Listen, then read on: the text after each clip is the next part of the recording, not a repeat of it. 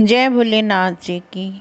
आज हम शिव पुराण जी का दूसरा अध्याय शुरू करते हैं। शौनक आदि ऋषियों के मुख से निकले हुए इन शब्दों को सुनकर सूत जी अत्यंत प्रसन्न हुए। तदुपरांत उनको प्रसन्न करते हुए इस प्रकार कहने लगे, हे शौनक आदि ऋषियों, आपने जो प्रश्न मुझसे किया है वही प्रश्न एक समय नारद जी ने श्री ब्रह्मा जी से किया था।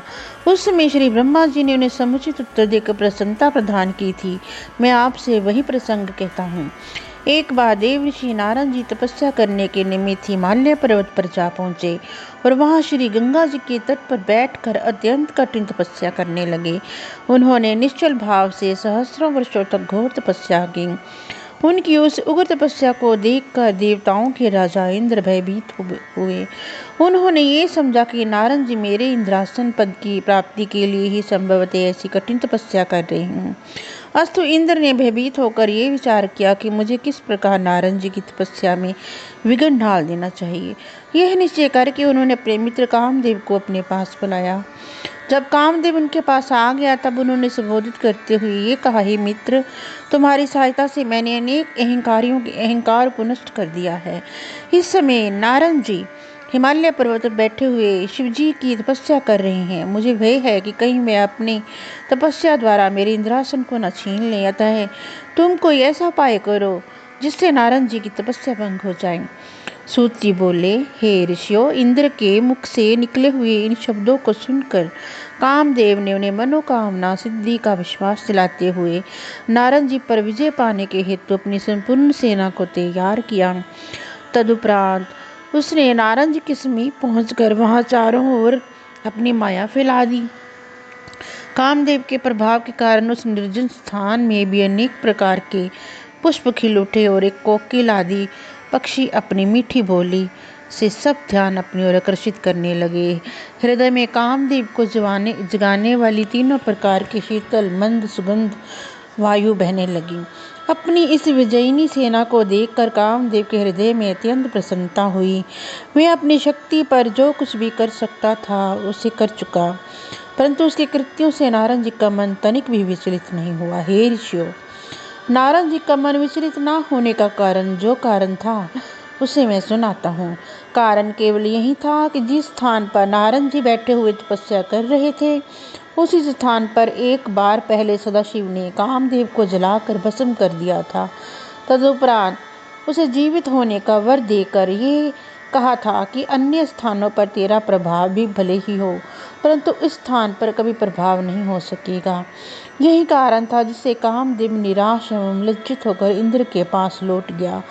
उन्हें अपने निष्फल मनोरथ होने के का सब वृत्तांत कह सुनाया।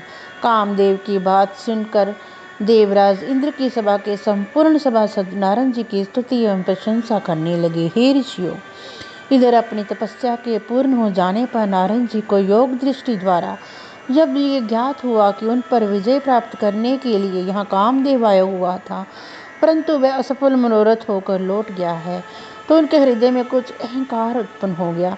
उन्होंने ये समझा कि वह कामदेव से अधिक शक्तिशाली हूँ।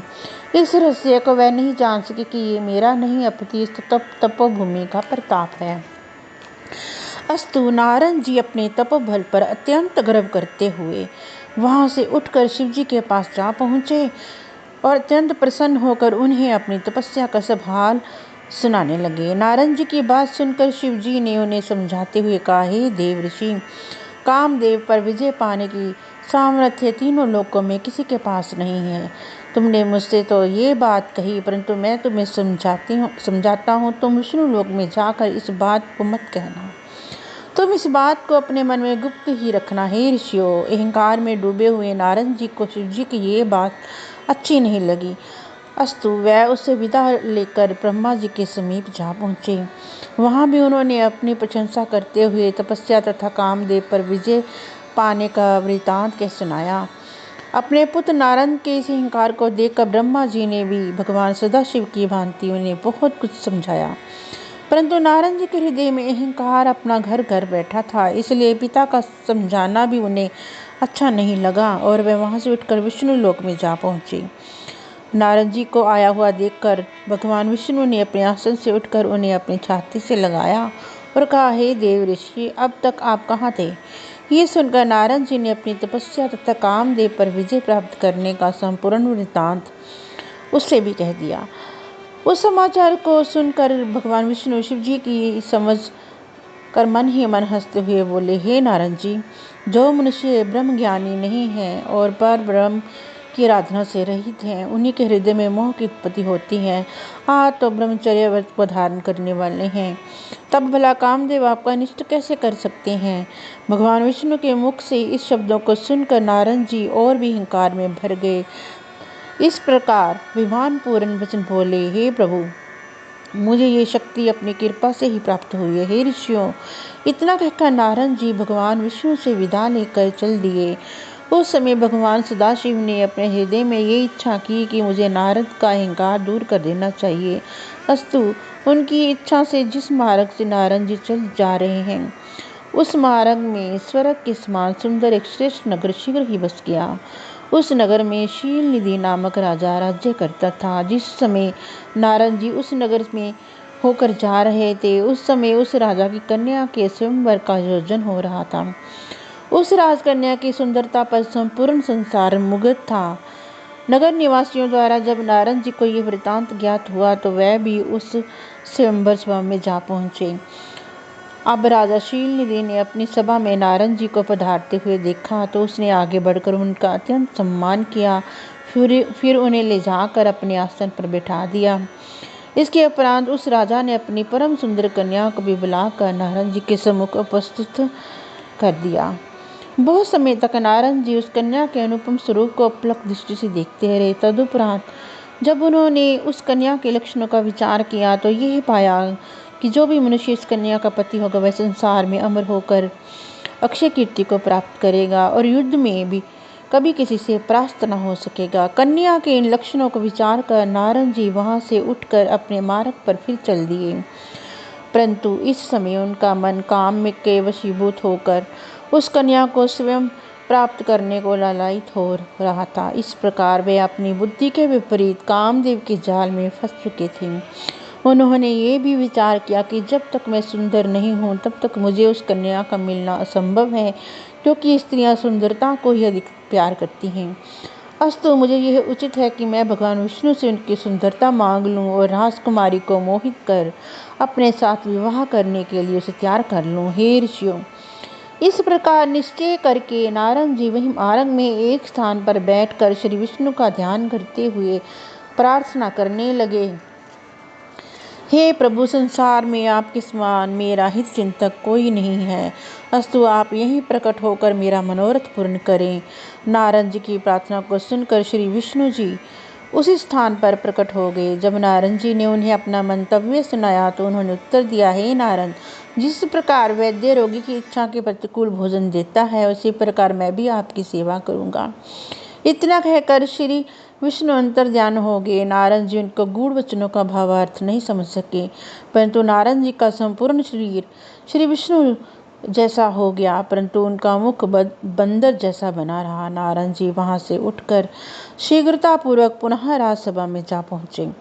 नारद जी बारंबार उचकते हुए मन ही मन ये विचार कर के प्रसन्न होने लगे कि अब राजकन्या मुझे छोड़कर अन्य किसी को वर्ण नहीं करेगी। उस सभा में नारद जी के इस नए स्वरूप को कोई देख नहीं सकाता है। सब ने उन्हें नारद समझकर ही प्रणाम किया। भगवान सदाशिव के दो गण भी ब्राह्मण का रूप धारण किए हुए बैठे थे। उन दोनों से ये रहस्य छिपा न रह सका। अस्तु, वे दोनों नारद जी के पास जाकर बैठ गए। उन्होंने मुस्कुराते हुए नारद जी से कहा, हे मुनि श्रेष्ठ, आपको तो भगवान विष्णु ने अत्यंत सुंदर रूप प्रदान किया है। अब भला राजकन्या आपको छोड़कर अन्य किसी को क्यों स्वीकार करेगी? सूत जी ने कहा, हे शौनकादि ऋषियों, इसी बीच वह राजकन्या भी स्वयंवर सभा में आ पहुंची। जब उसने नारद जी के उस भयानक स्वरूप को देखा तो वह अपने मन में अत्यंत अप्रसन्न हुई और मुंह फेर कर दूसरी पंक्ति में अपने योग्य पति को ढूंढने लगी। इधर नारद जी की यह दशा थी कि वे बारंबार उचक उचक कर चारों ओर से उस राजकन्या के समीप पहुंचने का प्रयत्न करते थे। शिव जी के वह दोनों गण नारद जी की इस दशा को देखकर परस्पर और अधिक हास्य कर उठे। ठीक उसी समय भगवान विष्णु जी उस सभा में आ पहुंचे। उन्हें देखते ही राजकन्या ने प्रसन्न होकर गले में वर डाला, माला डाली। ये देखकर अन्य सब राजा तो निराश हुए ही, देवऋषि नारद जी भी अत्यंत विवल हो उठे।